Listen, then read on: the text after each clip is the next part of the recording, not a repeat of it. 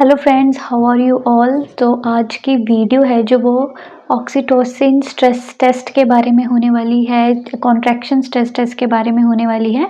But उससे पहले I am so sorry for the delay. Actually बहुत टाइम बाद वीडियो डाल रही हूँ क्योंकि थोड़ा सा बिजी थी मैं जॉइनिंग वगैरह को लेके। बट चलो आज हम इसको पढ़ते हैं इजीली। एंड अब मैं आपको कुछ ग्राफ शो करने वाली हूँ यहाँ पे, जो पिछले नॉर सेट में एंड उसके प्रीवियस नॉर सेट में भी देखने को मिले थे, मतलब फ्रीक्वेंटली और इवन प्री एंड मेंस दोनों में ही देखने को मिलते हैं ये ग्राफ्स। तो आज हम पहले इस टेस्ट को समझ लेते हैं एंड आफ्टर दैट मैं आपको बताऊंगी कि हम इस ग्राफ को कैसे एग्जाम में कर सकते हैं। Okay, so first of all oxytocin stress test और कॉन्ट्रैक्शन स्ट्रेस टेस्ट की अगर बात करें तो जब हमारा एनएसटी है जो वो क्या है, नॉन रिएक्टिव आता है। ओके,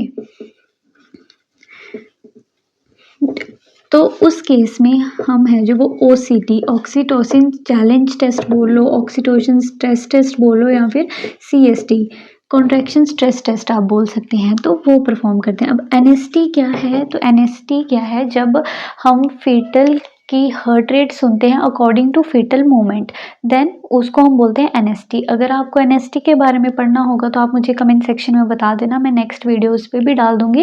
एंड जो इसके बाद जब ये नॉन रिएक्टिव आता है तो हम क्या है ओसीटी की तरफ जाते हैं। तो ऑक्सीटोसिन स्ट्रेस टेस्ट, जैसे आपको नाम से पता चल रहा है कि इसमें कुछ ऑक्सीटोसिन का मेन रोल है, ठीक है। और हम जानते हैं कि ऑक्सीटोसिन है जो वो कॉन्ट्रैक्शंस में हेल्प करेगा, है ना। सो इट मीन्स कि हम कॉन्ट्रैक्शन के अकॉर्डिंग कि जो बेबी है उस पे कॉन्ट्रैक्शंस का क्या असर होगा, क्या वो कॉन्ट्रैक्शंस टॉलरेट कर पाएगा at the time of labour, उसका हार्ट रेट इंक्रीज होगा, क्या वो टॉलरेट कर पाएगा। तो उसके लिए हम ये करते हैं कि कॉन्ट्रैक्शंस में के अकॉर्डिंग फीटल हार्ट रेट पर क्या असर पड़ता है। जैसे यहाँ पर हम देख रहे हैं कि फीटल की मूवमेंट के अकॉर्डिंग कि फीटल हार्ट रेट पर क्या असर पड़ रहा है। ओके, सो वैसे ही हम यहाँ पर देख रहे हैं कॉन्ट्रैक्शन टेस्ट। सो ये टेस्ट परफॉर्म कैसे किया जाता है, इसके लिए हम ऑक्सीटोसिन का यूज़ करते हैं, ठीक है, जिसमें 1 to 2 यूनिट ऑक्सीटोसिन पर लीटर में जो 5 to 10 ड्रॉप्स के अकॉर्डिंग हम देते हैं। अदरवाइज निपल स्टिमुलेशन के थ्रू भी हम ऐसा कर सकते हैं। ओके, फिर जब ऑक्सीटोसिन रिलीज होगा, जो ऑक्सीटोसिन है जो वो कॉन्ट्रैक्शन करवाएगा, फिर उसके अकॉर्डिंग हम देखेंगे कि फीटस के ऊपर, फीटल हार्ट रेट के ऊपर उस कॉन्ट्रैक्शन का क्या असर है, ठीक है। तो इस तरीके से ये टेस्ट परफॉर्म किया जाता है। अब इस टेस्ट की है जो वो 4 रीडिंग होती हैं, जो आई थिंक आप सबने ही पढ़ी होगी, जिसको हम एक निमोनिक से भी पढ़ते हैं, व्हील चॉप करके। तो उसके रिजल्ट्स की हम बात करते हैं। अगर हम ऑक्सीटोसिन स्ट्रेस टेस्ट के रिजल्ट्स की बात करें तो वो याद करना कोई मुश्किल नहीं है, क्योंकि उसका एक निमोनिक भी है, दैट इज व्हील चॉप करके, विच मीन्स वेरिएबल डेसेलरेशन। अगर फीटल हार्ट रेट में वेरिएबल डेसेलरेशन है, अर्ली डेसेलरेशन है, इन सब का क्या सिग्निफिकेंस है वो मैं आपको बताऊंगी। Variable early deceleration, acceleration, and this is late deceleration.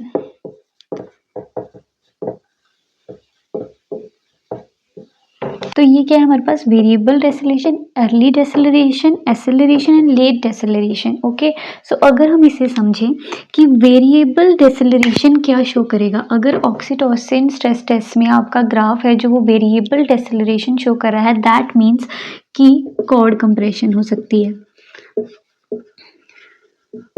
और यहाँ पे हम लिखते हैं इसका ट्रीटमेंट। तो कॉर्ड कंप्रेशन का अगर केस है तो हम क्या करेंगे, आइदर ट्रेंडलेनबर्ग पोजीशन देंगे, सेकंड नी चेस्ट प्रेफर कर सकते हैं, ठीक है, और third modified left lateral prefer कर सकते हैं। सो ये आपका आ गया वेरिएबल डेसेलरेशन का अगर ग्राफ है तो कॉर्ड कंप्रेशन हो सकता है। इसके लिए ट्रेंडल बर्ज पोजीशन देंगे, नीचेस्ट पोजीशन दे सकते हैं या फिर मॉडिफाइड लेफ्ट लेटरल पोजीशन देते हैं। सो अर्ली डेसेलरेशन क्या कंसीडर करते हैं हम इसमें as a head compression, but इसका ऐसा कोई ट्रीटमेंट नहीं है, ये खुद ही ठीक हो जाता है। ठीक है, नाउ एसेलरेशन की हम बात करें तो इट्स मीन ओके, मतलब ये फाइंडिंग आपकी एकदम नॉर्मल है, इसमें कोई भी घबराने वाली बात नहीं है। Next is late deceleration. So late deceleration किसकी वजह से हो सकता है? प्लेसेंटल इनसफिशिएंसी की वजह से। ठीक है, जिसका फर्स्ट ट्रीटमेंट क्या है कि हमें ऑक्सीजन अटैच करना होता है। ठीक है, ऑक्सीजन देना होता है। So this is the result of oxytocin stress test.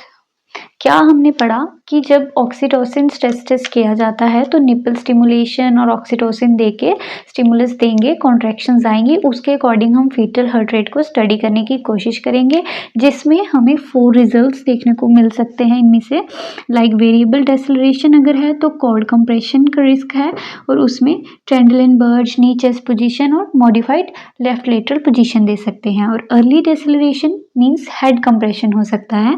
Acceleration means okay, that means आपका जो ऑक्सीटोसिन स्ट्रेस टेस्ट है वो नॉर्मल है, बेबी है जो वो कॉन्ट्रैक्शंस को टॉलरेट कर लेगा। And late deceleration means placental insufficiency, जिसका फर्स्ट ट्रीटमेंट हम क्या करेंगे कि ऑक्सीजन लगाएंगे।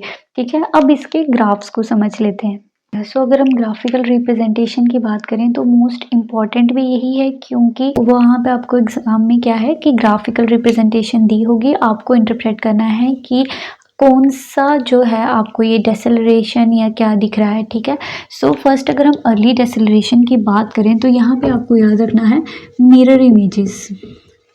क्यों? क्योंकि जो इसमें कॉन्ट्रैक्शन है, ये तो जो ऊपर का ग्राफ होता है ये होता है फीटल हार्ट रेट के लिए, एंड जो नीचे का है वो दैट इज़ मैटरनल और यूट्राइन कॉन्ट्रैक्शंस जो रहेंगी। ठीक है, सो अगर हम इसकी बात करें तो इसमें जो